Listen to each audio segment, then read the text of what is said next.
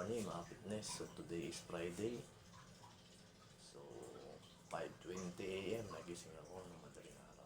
So magpe-prepare ako ng aking breakfast ulit. 18 grams ng itlog. Yan, so malalaki yan mga fitness. So 18 grams.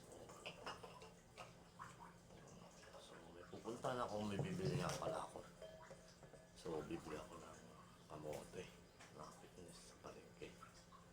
Yan. So habang nabili ako ng kamote, ilalaga ko na itong aking 18 grams na egg white. Naubusan tayo ng kamote. So ito na lang yung natira sa akin mga fitness ng kamote. So wala na akong carbs. Naubusan. So may pisik nga pala is 55 pa rin. Ayan, so yun pa rin yung current weight ko. 55 kg. Ayan, so ito na mga fitness. Yung goal ko is 70 kg. Balikin pace ako ngayon. Ayan, so protein intake ko nga pala is 121. Tapos carbohydrates 121.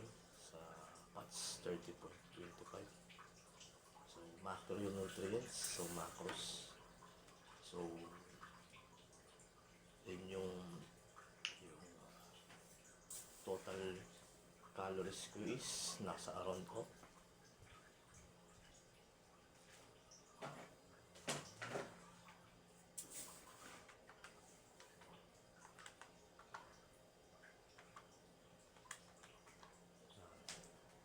nasa 2436 yung aking total calories. Bulking pace. So bulking pace na, yung maintenance ko is 1936 yung mga fitness. So adding ako ng 500 calories para sa calorie surplus yung mga fitness. So yun yung protein, carbs, fats. So pag pinagsama mo yun natin, yung tatlong yun is macros or macronutrients. So pinagbase natin sa body mass index, then BMR, basal metabolic rate, then TDEE, total daily expenditure. Ayan. So yun ibig sabihin din sa age, height, and weight. So yun yung kinumpute computation yun para makuha yung calories mo. So, yung calories maintenance, mga fitness. Doon ko pinagbasa. Sa BMR or body mass index, mga fitness.